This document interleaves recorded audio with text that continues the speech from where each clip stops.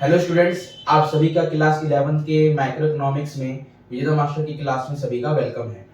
Last part में हमने consumer equilibrium को देखा था, शुरू किया था और हमने लास्ट पार्ट में शेड्यूल ऑफ टोटल यूटिलिटी और मार्जिनल यूटिलिटी को हमने समझा था और इसका ग्राफ भी बनाया था। ठीक है गाइस, और आज मैं इसके आगे शुरू करूंगा आपका relationship between total utility and marginal utility. तो चलिए शुरू करते हैं।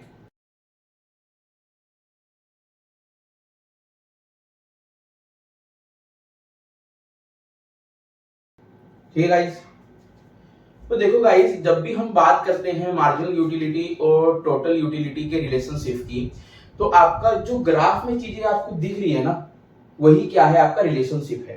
देखो कितना आसान हो जाएगा रिलेशनशिप आपके लिए। ध्यान से देखना, जब आपका ये ग्राफ यहाँ पर इंक्रीज होना शुरू करता है टोटल यूटिलिटी का, तो देखो ये डिक्रीज होना शुरू करता है।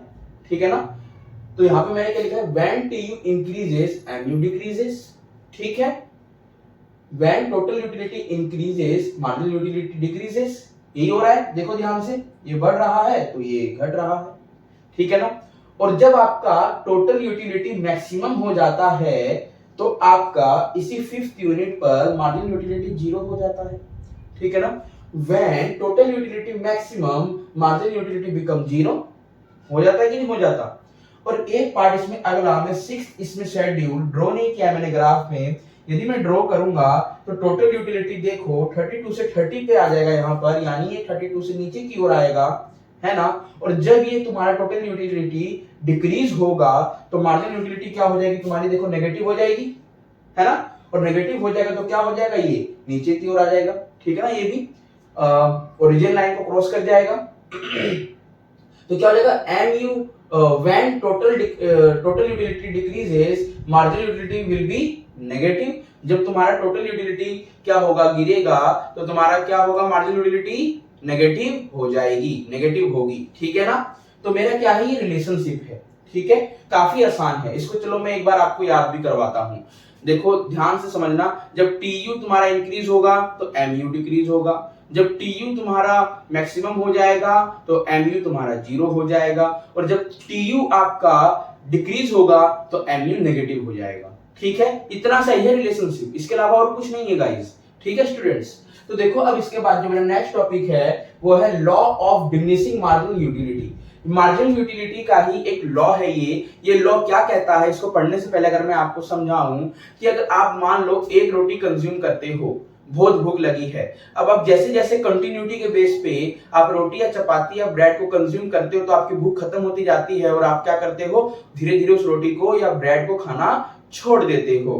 क्यों, क्योंकि आपको क्या हो गया, उस रोटी से संतुष्टि पूरी की पूरी मिल गई है, इसलिए आपने उसको खाना छोड़ दिया है। यानी आपको जो यूटिलिटी मिल रही थी वो धीरे धीरे कम होती चली गई और एक टाइम ऐसा हुआ कि आपने उसको खाना ही छोड़ दिया, यानी आपको जो उससे यूटिलिटी मिल रही थी वो धीरे धीरे कम होती चली गई। नाम क्या है, यही तो law of diminishing marginal utility है। देखो इसका मतलब क्या हुआ, मैं आपको एक दूसरे एग्जांपल से भी समझाता हूं। अगर मैं कहता हूं कि आप क्या कर रहे हो, कि आइसक्रीम क्या कर रहे हो, कंज्यूम कर रहे हो, ठीक है ना। अब बार बार आइसक्रीम आप कंज्यूम करते हो तो एक टाइम ऐसा आएगा कि आपको जो आइसक्रीम पहले बहुत अच्छी लग रही थी वो धीरे धीरे अच्छी नहीं लगेगी और एक टाइम के बाद आप क्या कर दोगे, खाना छोड़ दोगे। ठीक है ना, तो यही क्या है, आपका law of diminishing marginal utility है कि जब आप किसी भी कमोडिटी की एडिशनल यूनिट को कंटिन्यूटी के बेस पे कंज्यूम करते हो तो जो भी आपको उससे यूटिलिटी मिलती है वो क्या हो जाती है, डिक्रीज होने लग जाती है, डिमिनिशिंग होने लग जाती है। यही क्या है, law of diminishing marginal utility है। यही चीज देखो मैंने यहाँ पर राइट डाउन किया है, as per this law amount of satisfaction from consuming every additional unit of good or service drop as we increase total consumption। एक बात का ध्यान रखना, ये मत करना आप कि अगर आप किसी भी कमोडिटी का एडिशनल यूनिट कंज्यूम करते हो तो ऐसा नहीं है कि अभी आप कंज्यूम कर रहे हो किसी भी यूनिट को और फिर 2 घंटे बाद फिर कंज्यूम कर रहे हो, ऐसा तो फिर ये लॉ काम ही नहीं करेगा, क्योंकि ये क्या कह रहा है, satisfaction from consuming every additional unit, यानी जो आप कंटिन्यूटी के बेस पे कंज्यूम करोगे वही चीज में काउंट होगी, ठीक है ना।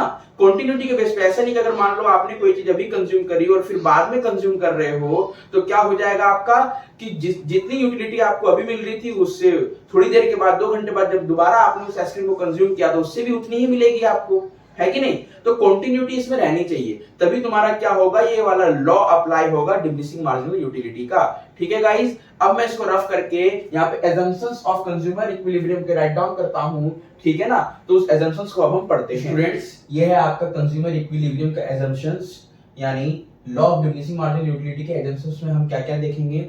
आपके सामने 10 पॉइंट आपको दिख रहे होंगे यहाँ पर मेरे बोर्ड पे, ये 10 पॉइंट्स हैं, इनके बारे में हम समझने का प्रयास करते हैं है क्या, ट्राई करते हैं। सबसे पहला पॉइंट है cardinal measurement of utility. Cardinal measurement of utility क्या है गाइस, जब मैंने आपको चैप्टर शुरू किया था तो मैंने बताया था कि जैसे किसी भी सॉलिड चीज को मेजर करने के लिए केजी का यूज करते हैं और लिक्विड चीज को मेजर करने के लिए लीटर का यूज करते हैं, इसी तरह इकोनॉमिक्स में यूटिलिटी को मेजर करने के लिए इमेजिनरी टर्म का हम इस्तेमाल करते हैं जो कि तुम्हारा यूटिलिटी, ठीक है ना। तो इसी को हम क्या कह रहे हैं, कार्डिनल मेजरमेंट ऑफ यूटिलिटी एक इमेजिनरी टर्म है जिसमें हम क्या करते हैं कि किसी भी कमोडिटी से आपको कितनी सेटिस्फेक्शन मिल रही है उसको मेजर करते हैं। तो ठीक है, पहला पॉइंट आपका क्या है, कार्डिनल मेजरमेंट ऑफ यूटिलिटी। अगला है मॉनेटरी मेजरमेंट ऑफ यूटिलिटी। हम यूटिलिटी को क्या करते हैं, मॉनेटरी के टर्म में भी मेजर करते हैं गाइस, ठीक है ना, कि आपको किसी भी यूटिलिटी पे कितना आप खर्च करना चाह रहे हो या नहीं चाह रहे हो, ये ऐसा कुछ, ठीक है। अगला है आपका consumption of reasonable quantity. Consumption of reasonable quantity का मतलब क्या होता है स्टूडेंट्स, जैसे मैं कह रहा हूँ कि यदि आप 1 गिलास दूध पीते हो तो 1 गिलास दूध ही तो होता है, जैसे आप ऐसा तो नहीं होगा ना किसी से कहोगे भाई मेरे को 1 बाल्टी दूध दे दो, ऐसा तो नहीं होगा, या 1 चम्मच दूध दे दो, क्या कहोगे, उसका कुछ रीजनेबल क्वांटिटी होगा कि इस क्वांटिटी में आप मांगोगे भाई 1 गिलास दूध दे दो या 1 गिलास जूस दे दो, है ना।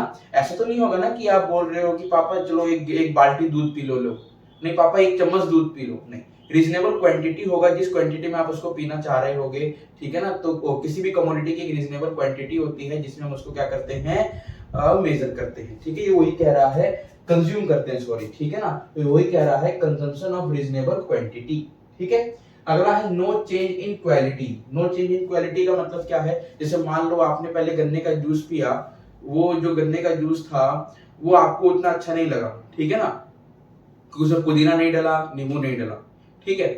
जब आपने दूसरा गिलास गन्ने का पिया तो उसमें क्या हो गया आपका कि उसमें पुदीना भी डाल दिया उन्होंने, नींबू भी डाल दिया, तो वो वाला ज्यादा अच्छा लगने लग गया आपको। तो इसका मतलब क्या है, क्वालिटी में चेंज हो गया। According to the law of diminishing marginal utility में क्वालिटी में चेंज नहीं होना चाहिए, क्वालिटी में चेंज होगा तो ये वाला लॉ आपका डिमिनिशिंग मार्जिनल यूटिलिटी का अप्लाई नहीं होगा, ठीक है। जिस क्वालिटी में पहले पी रहे थे उसी क्वालिटी में आप बाद में भी कंज्यूम करोगे किसी भी कमोडिटी को, तभी ये लॉ क्या होगा, अप्लाई होगा, ठीक है। Rational consumer. रैशनल कंज्यूमर का मतलब क्या है कि यहाँ पे इस टॉपिक से ये मतलब है कि जो कंज्यूमर है वो ये जानता है कि वो अपने मनी को कहां पर अच्छे से स्पेंड करके उसका बेस्ट वैल्यू वो अचीव कर सकेगा। यानी कंज्यूमर क्या है, एक तरीके से ये कह सकते हो कि पूरे अपने होश में है। ऐसा नहीं है कि वो ऐसा कह सकते हो कि जैसे शराब पी रखा है किसी ने, है ना, वाइन ड्रिंक कर रखी है और उससे हम कह रहे हैं कि भाई तुम इसको और पियो और कितना लोगे और कितना इसको कंज्यूम करोगे, तो कंज्यूम करता चला जाएगा, है ना। ग्लास ऑफ वाइन जो है वो कंज्यूम करता चला जाएगा, लगातार कंज्यूम करता चला जाएगा, ठीक है ना, जब तक वो क्या ना हो जाए, बेहोश ना हो जाए, ठीक है। तो ये यहाँ पे वही बता रहा है कि वो बेस्ट वैल्यू ऑफ मनी जो कंज्यूमर है उसको कहां से मिल सकती है, वो ये जानता है कि अगर मान लो 100 रुपए की चीज, मान लो उसको ऐसे समझो आप, मान लो आपको किसी दुकान पे वही चीज सेम क्वालिटी की 90 रुपीज की मिल रही है, एक जगह आपको 100 रुपीज की मिल रही है, तो कंज्यूमर क्या है, रैशनल है, समझदार है, वो क्या करेगा, 90 रुपीज में परचेज कर लेगा। तो ये क्या है, आपका रैशनल कंज्यूमर है। अगला पॉइंट है इसमें इंडिपेंडेंट यूटिलिटी। कह रहा है कि किसी भी चीज की आप जितनी भी क्वांटिटी कंज्यूम करते हो किसी भी सेम कमोडिटी की, तो आपको हर ईच एडिशनल आपको यूनिट क्या करती है, एक डिफरेंट यूटिलिटी आपको प्रोवाइड करती है। एक इंडिपेंडेंट यूटिलिटी प्रोवाइड करती है कि नहीं करती है। मान लो आपने 1 गिलास जूस का पिया, फिर उसके बाद दूसरा गिलास जूस का पिया, फिर तीसरा पिया, एक टाइम ऐसा आएगा आप पियोगे ही नहीं जूस, है ना। क्यों? क्योंकि आपको जो यूटिलिटी मिल रही थी उससे कम होती चली गई, आपको जो उससे उपयोगिता या संतुष्टि या जो सेटिस्फेक्शन मिल रहा था वो कम होता चला गया, ठीक है ना। तो आपका हर एक गिलास पे क्या है, इंडिपेंडेंट यूटिलिटी है, ठीक है। अगला है MU of money remain constant. MU of money remain constant का मतलब क्या होता है कि आप इसको ऐसे समझो, marginal utility of money remain constant, कि आप किसी भी चीज को जब कंज्यूम करते हो तो उसकी मान लो मार्जिनल यूटिलिटी आपको कितनी दे रखी है, 6 दे रखी है, ठीक है ना, और जो प्राइस ऑफ गुड्स है वो कितना है, वो भी 6 है। दोनों कैसे हो गए, कांस्टेंट सेम हो गए ना। अब आप किसी भी प्रोडक्ट को तब तक कंज्यूम करते रहोगे जब तक आपको उस प्रोडक्ट से, गुड से या सर्विस से जो मार्जिनल यूटिलिटी है वो आपको, जो आपने पहले लेट किया था 6 मार्जिनल यूटिलिटी, उससे ज्यादा मिल रही है। दोबारा समझाता हूं, ध्यान से सुनना। मान लो आप किसी प्रोडक्ट पे कितने रुपए खर्च कर रहे हो, 6 रुपए खर्च कर रहे हो, और आपको कितनी मिल रही है यूटिलिटी, मान लो 10 रुपए खर्च कर रहे हो, ठीक है ना, 10 रुपए खर्च कर रहे हो और आपको कितनी यूटिलिटी मिल रही है उससे, मान लो मैं कहता हूं कि 12 यूटिलिटी आपको उससे मिल रही है, ठीक है ना। अब आपने 10 रुपए खर्च किए, कितनी यूटिलिटी मिल रही है, 12 मिल रही है, ठीक है। जब आप दूसरा गिलास उसका क्या करोगे, कंज्यूम करोगे, जूस का कुछ भी करोगे, तो आपका तो प्राइस सेम रहेगा पर यूटिलिटी कम हो जाएगी ना। पहले 12 मिल रही थी, अब कितनी मिलेगी, अब आपको मिलने लगेगी उससे 11 मान लो, ठीक है। अब मैं कह रहा हूं कि अब आपने जो दोबारा क्या किया, आपने दोबारा एक एडिशनल यूनिट ऑफ जूस का कंज्यूम किया, और आपने जब उसको कंज्यूम किया तो आपको कितनी यूटिलिटी मिली उससे, तीसरे गिलास से, तो एक कम कर दो, कितने हो गए, 10। तो ध्यान से सुनो, जहां पे जितने रुपए आप 10 रुपीज खर्च कर रहे थे और जितनी आपको मार्जिनल यूटिलिटी थी वो भी कितनी हो गई, 10 हो गई। तो ये क्या हो गया तुम्हारा, मार्जिनल यूटिलिटी में मनी जो है तुम्हारा कांस्टेंट हो गया एमयू के रिस्पेक्ट में, ठीक है। अगर हल्का सा मैं एग्जांपल यहाँ तुमको दे पाऊं तो यहाँ पे ध्यान से देखना, कहां दूं मैं, यहाँ पे ऊपर देता हूं, ठीक है ना, ध्यान से देखना एग्जांपल। मान लो आपने लेट कर लिया एमयू कितना, 10, ठीक है, और आपका किसी भी कमोडिटी का जो प्राइस है वो कितना है, 10 है, ठीक है ना, गुड का जो प्राइस है वो कितना है, 10 है, ठीक है। अब मैं क्या कह रहा हूं कि आप कब तक किसी भी कमोडिटी का कंज्यूम करते चले जाओगे, जब तक आपका जो ₹10 है वो इसके बराबर ना आ जाए, एमयू के बराबर ना आ जाए, ठीक है ना, मार्जिनल यूटिलिटी के बराबर ना आ जाए, ठीक है। तो ध्यान से देखो, आप एक क्वांटिटी जब जूस का कंज्यूम करते हो तो आपको क्या मिलता है उससे, 10 रुपए तो आप देते हो, ये प्राइस है, ये क्वांटिटी है, और ये क्या है, आपका यूटिलिटी है। मान लो शॉर्ट में एमयू लिख देता हूं, ये आपका एमयू है। 10 रुपए खर्च किए और आपको कितनी यूटिलिटी मिल गई, यहाँ पे मान लो 12 मिल गई, है ना। अब आपने सेकंड क्वांटिटी कंज्यूम किया, अभी भी आपने प्राइस क्या दिया, 10 दिया, प्राइस तो सेम रहेगा हर गिलास का, 10 रुपीज दिया, अब आपको कितनी मिली यूटिलिटी, 11 मिली। जो आपने थर्ड यूनिट कंज्यूम किया, अभी भी प्राइस 10 दिया, अब क्या हो गया तुम्हारा 10 एमयू हो गया। तो ध्यान से देखो, थर्ड यूनिट पर आपका एमयू बराबर हो गया प्राइस के, है ना। तो इसको आप शॉर्ट फॉर्म में ये भी कह सकते हो, MU x, sorry MU M बराबर तुम्हारा क्या हो गया, गुड्स हो गया, ठीक है ना, प्राइस ऑफ गुड्स हो गया, ठीक है, प्राइस ऑफ गुड। तो यहीं पे क्या होगा, कंज्यूमर तुम्हारा इक्विलिब्रियम पे भी होगा, ठीक है। ऐसा ही केस है तुम्हारा, यही केस ही क्या कहना है, MU of money remain constant, ये तुम्हारी कांस्टेंट रहेगी, ठीक है ना। दोनों समझ में आ रहा है, कोई दिक्कत है, कोई डाउट है, नहीं है। अब हम आगे बढ़ते हैं, क्या कह रहा है तुम्हारा, फिक्स्ड इनकम एंड प्राइस। देखो अभी मैंने बताया था आपको एग्जांपल में, यहाँ पे देखो प्राइस फिक्स है ना, आप कितना भी आप क्वांटिटी कंज्यूम कर लो जूस के गिलास का, आपके लिए हर एक गिलास का जो प्राइस है वो सेम रहेगा।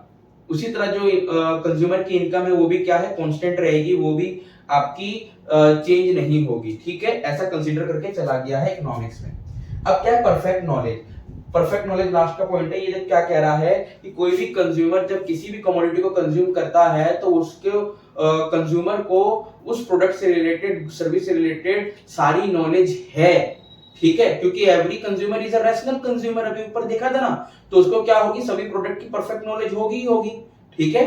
तो हमारा ये जो टॉपिक है assumption of law of diminishing marginal utility, ये खत्म होता है इन्हीं 10 पॉइंट के साथ। एग्जाम के लिए, एग्जाम के पॉइंट ऑफ व्यू से आप इन 10 में से कोई भी 5 या 6 पॉइंट लर्न कर लो, आपका एग्जाम में सफिशिएंट है, इनफ है, इससे ज्यादा आपको करना भी नहीं है। तो आप इसका एक स्क्रीनशॉट ले लो फटाफट से,